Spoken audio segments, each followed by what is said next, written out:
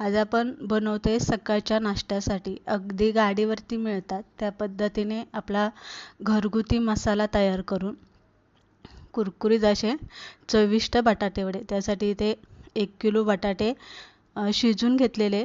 जेव्हा आपण बटाटे वडे बनवतो तेव्हा बटाटे जास्त असे उकलेपर्यंत किंवा पूर्ण असं गाळ सुटेपर्यंत अजिबात शिजून घ्यायचं नाही. थोडेसे असे कडक पाहिजे, म्हणजे भाजी जास्त अशी ओलसर होत नाही.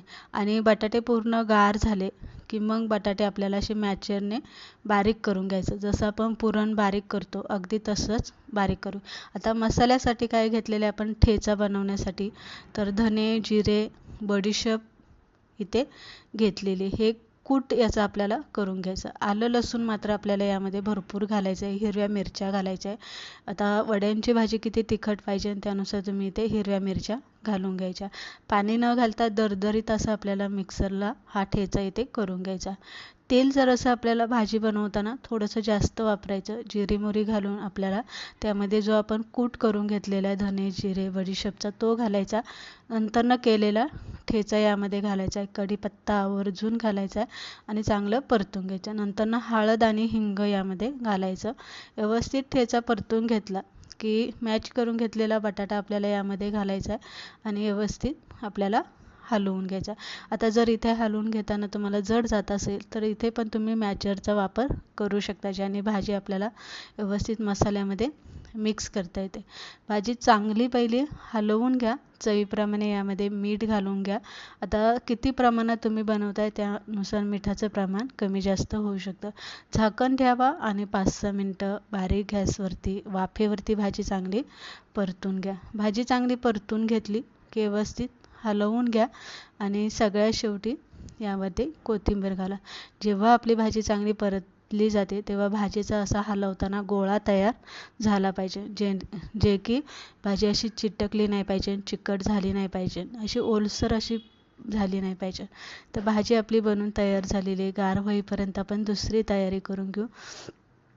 हिरवी चटणी इथे थोडंसं आपण इथे जिरं घेतले, आलं लसूण, हिरव्या मिरच्या, फुटाण्याची डाळ घेतलेली, चमच्याभर मीठ, साखर, थोडंसं लिंबू यामध्ये तुम्ही घालू शकता आणि कोथिंबीर भरपूर घाला. थोडेसे थंड म्हणजे चटणी चांगली हिरवीगार होण्यासाठी बर्फाचे खडे घाला आणि थोडीशी पातळ अशी चटणी इथे वाटून घ्या.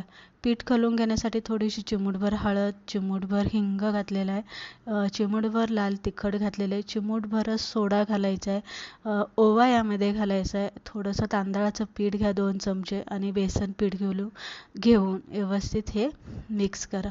आता बटाटे वडे बनवताना पीठ जास्त पातळ किंवा जास्त घट्ट अजिबात करायचं नाही.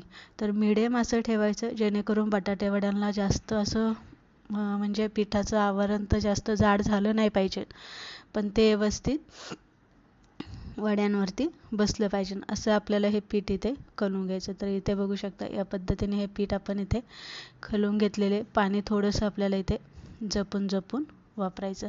भाजी तोपर्यंत आपली इथे गार झालेली बघू शकता. भाजी किती व्यवस्थित झालेली आहे, पातळ नाही आहे, काही नाही आहे, एकदम अशी सुक्की झालेली आहे. लिंबाच्या आकाराचा एवढा बटाट्याची भाजीचा गोळा करायचा आणि थोडेसे हातावरती वडे असे या पद्धतीने थापून घ्यायचे. जास्त पातळही थापू नका आणि जास्त जाडही थापू नका. तर या पद्धतीने आपण इथे बटाटे वडे बनवून घेणार आहे. आता तुम्ही इथे वडे एकदम बनवून फ्रीजमध्ये ठेवू शकता आणि जसे लागेल तसे तुम्ही करू शकता किंवा लागेल तसे तुम्ही हे वडे पण इथे बनवू शकता. शक्यतो बटाटे वडे हे गरमागरमच खायला खूप छान लागतात. वडे बनवून तयार झालेले, पीठसुद्धा व्यवस्थित खलवलं गेलेले.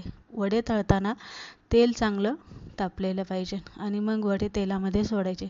जेवढे तेलामध्ये बसतील तेवढेच वडे तेलामध्ये सोडा. जास्त दाटीवाटी करू नका, नाहीतर वडे काय होतात, तेलकट होतात आणि पाहिजे तसे आपल्याला कुरकुरीत अजिबात लागत नाही. वडे तेलामध्ये बसतील एवढे सोडून घेतलेले. वडे लगेच उलटण्याची घाई करू नका इथे, नाहीतर वडे फुटण्याची शक्यता असते. थोडेसे वडे तळले जाऊन द्या खालच्या साईडनी, मग वडे इथे उलटे करून घ्या. उलटे केले की गॅस इथे मिडियम करा आणि मिडियम गॅसवरती थोडेसे वडे थोडा वेळ तळून द्या, म्हणजे त्याला चांगला असा एक कुरकुरीत येतो. पण तेलातनं वडा काढताना मात्र काय करायचं आहे, गॅस इथे मोठा करायचा आहे आणि तो 1 मिनिट मिनिटभर वडे तेलामध्येच तळून द्यायचे, म्हणजे चांगला कुरकुरीतपणा येतो.